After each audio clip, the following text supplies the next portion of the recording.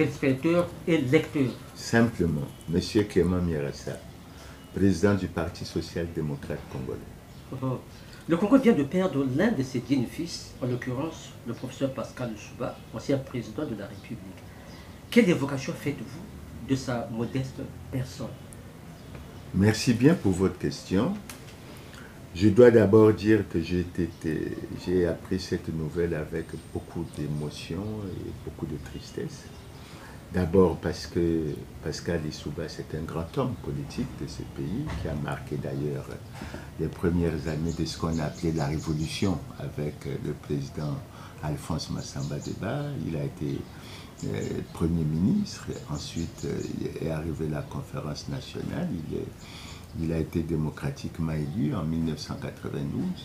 Et moi j'avoue personnellement que dans cette vision de l'homme politique, Pascal Lissouba, je dissocie un peu pour la période récente, la période de la conférence nationale, l'après-conférence nationale, avec ce que l'on a vécu. Je crois que vous savez qu'on a vécu ce débat assez difficile de l'article 75, après ce qu'on appelait modification au niveau de l'Assemblée nationale, après une motion de censure, ce qui fait que, à peine élu, le président Lissouba devait faire face à une situation extrêmement difficile, et il a mis en place un gouvernement de 60-40 pour lequel j'étais ministre du développement industriel chargé de la pêche et de l'artisanat. Donc j'ai eu l'occasion de connaître l'homme, de l'approcher, de travailler avec lui et d'avoir une meilleure appréciation de ce qu'il était. Et moi j'ai découvert que c'était un travailleur, un visionnaire, qu'il avait beaucoup d'idées. D'ailleurs les Congolais en ont découvert plusieurs, comme servir et non se servir, comme faire du Congo une petite Suisse. Certaines idées ont été mises en pratique et ont abouti à ce qu'on appelle aujourd'hui le contrat de partage de production au niveau du pétrole.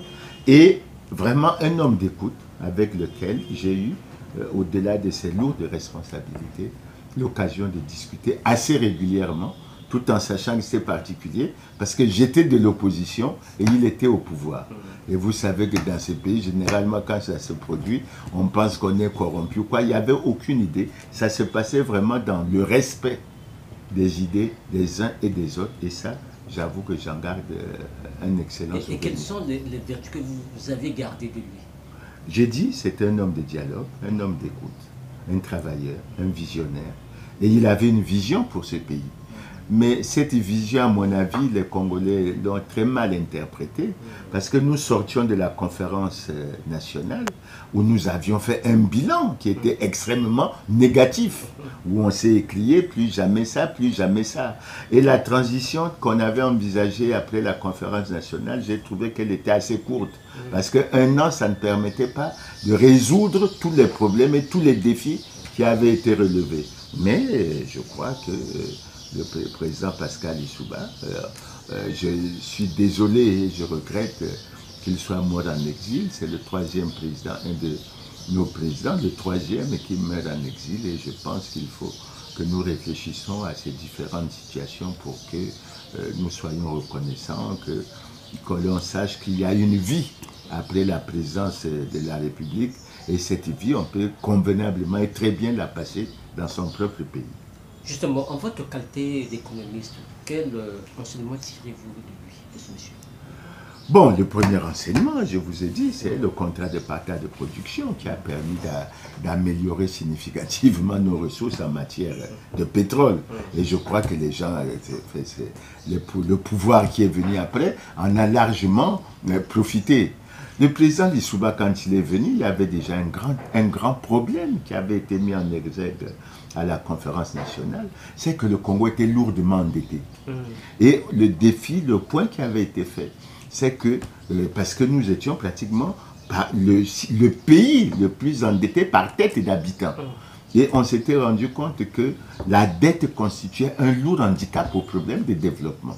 Et le président Lissouba, quand il est arrivé, d'ailleurs moi j'étais ministre déjà avec le premier ministre André Milongo, nous avions des arriérés de salaire, Donc, en trop d'héritage, au-delà du fait que les caisses étaient vides, ben, il prenait un pays avec des arriérés de salaire, des arriérés de pension, des problèmes difficiles ici et là. Et il a pris le courage de rentrer en négociation avec le Fonds monétaire international. Au début, les négociations ont été dures, mais progressivement, elles ont commencé à donner un certain nombre de fruits. Malheureusement, ça a été un peu arrêté par les événements du 5 juin 1997, d'autant que nous allions vers une élection. L'autre point positif que je relève, c'est cette tolérance et cette écoute.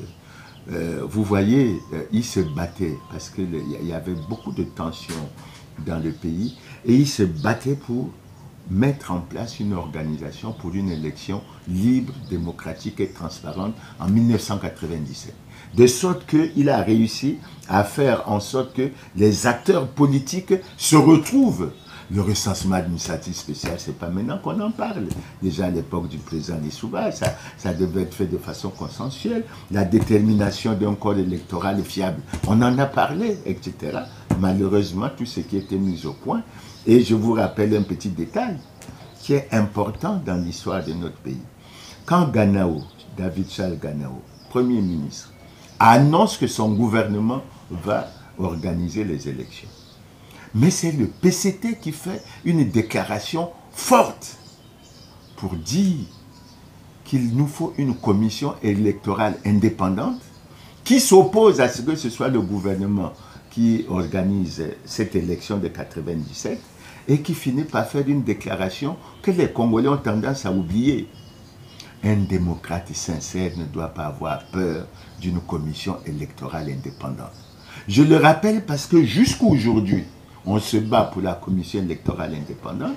Et ceux qui hier pensaient qu'il fallait la mettre en place, aujourd'hui ne veulent pas la mettre en place, et estiment que c'est le gouvernement qui doit organiser les élections. Donc vous voyez bien que... Donc c'était des aspects, à mon avis, qu'il faut regarder. Et à l'époque, également, sous le président Lissouba, il y avait des négociations de paix ici, qui étaient faites sous le patronage de Federico Mayor, qui était à l'époque le directeur général de l'UNESCO. Nous nous en rappellerons. Donc, il y avait une situation certainement difficile, mais il y avait des dispositions qui étaient prises pour essayer de surmonter ça et essayer de relever les défis qui se posaient au pays. Et quel est votre message de réconfort à l'endroit de la famille de Brigitte? Bon, moi je souhaite, vous savez que c'est une épreuve toujours très difficile. Encore que je dis, je l'ai dit quand ma propre mère est morte, les gens de ma génération, je ne sais pas s'ils atteindront 88 ans. Je ne sais pas s'ils atteindront 88 ans. Pour moi, je considère en tant que chrétien, c'est déjà une grâce de Dieu que le président Lissouba ait pu vivre jusqu'à 88 ans. Mais en dépit de ça, chaque fois qu'on perd un être cher, quel que soit son âge, on le ressent toujours très durement. Donc moi, je leur souhaite de s'armer de courage pour surmonter cette épreuve, surtout aux enfants. Mais je souhaite surtout pour les enfants qu'ils héritent du président Lissouba son côté travailleur, son côté homme d'écoute, son côté dialogue. Et je crois que ça serait une très bonne chose. Je pense aussi, je pense notamment aux amis de l'UPADES, je pense aux amis de l'UPADES qu'ils devraient tirer profit et tirer les leçons de la vie du président Lissouba pour faire que l'UPADES retrouve un peu le niveau d'antan, parce que vous savez qu'en 92, l'UPADES avait gagné pratiquement les élections législatives. À l'époque, c'était le premier grand parti, c'était un très très grand parti. Je pense qu'ils ont la possibilité, ils ont les atouts pour les cadres et les moyens pour faire que l'UPADES retrouve les moyens qu'ils avaient atteints dans le temps. Merci, président. Voilà.